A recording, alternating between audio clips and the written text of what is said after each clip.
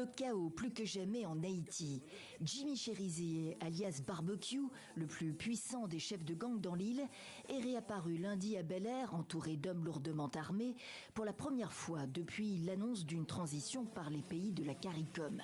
Pas un mot pour la presse, mais une démonstration de force et de défiance et un appel à marcher sur le palais national, alors que l'état d'urgence en place interdit toute manifestation.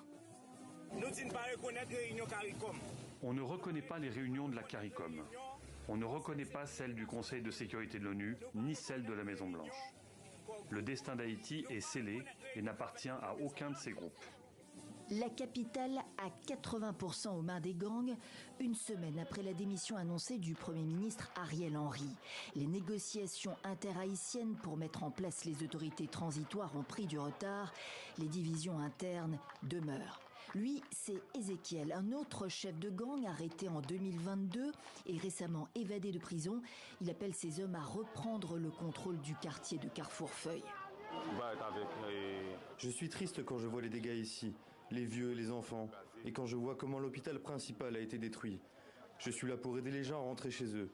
Ce n'est pas facile à faire en un jour, mais avec le soutien des gens, je ferai ce que je peux.